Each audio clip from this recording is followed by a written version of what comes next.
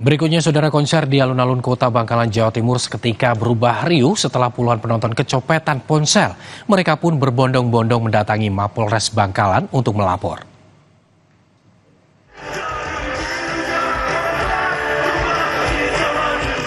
Awalnya, penonton bersukacita menyaksikan band kesayangannya Gilga Sahid tampil di alun-alun Kota Bangkalan. Gegap gempita dan sorak-sorai mengiringi alunan musik. Namun suasana mendadak berubah riuh saat warga menangkap salah satu terduga pencopet.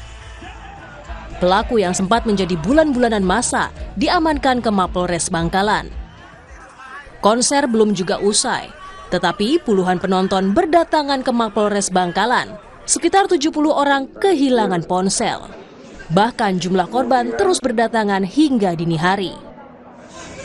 Ternyata sampai di Polres banyak rekan-rekan yang setelah selesai nonton konser kehilangan. Di antaranya sebagian besar kehilangan HP. Setelah diinventarisir, yang kehilangan kurang lebih ada 70 orang. Tapi sampai saat ini masih dilaksanakan pelayanan KSPKD. Mudah-mudahan bisa teratasi semua.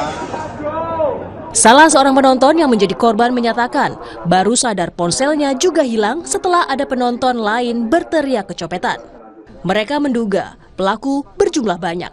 Tadi kan ada konser musik, terus ada di tengah itu ada gerombolan kericuhan jasa musik itu anak muda, terus tiba-tiba itu ada orang gandengan lingkaran itu, terus langsung deket ke teman saya itu, pas terus HP-nya hilang. Tiba-tiba itu HP-nya itu langsung hilang seketika bersamaan. Ada berapa HP yang hilang? 4 total. Total 4. Sama teman-teman yang lainnya ini? Yang lainnya itu Kurang lebih ada 130 HP yang masuk ke sini. Yang masuk ke Polres 30-an. Yang sudah laporan ini? Ya. Yang hilang banyak, kurang lebih 100 nyampe. Lusa juga bisa. Polisi meminta para korban membawa dus ponsel mereka yang dicopet sebagai bukti untuk penyelidikan. Didin Muhyiddin, Kompas TV Bangkalan, Jawa Timur.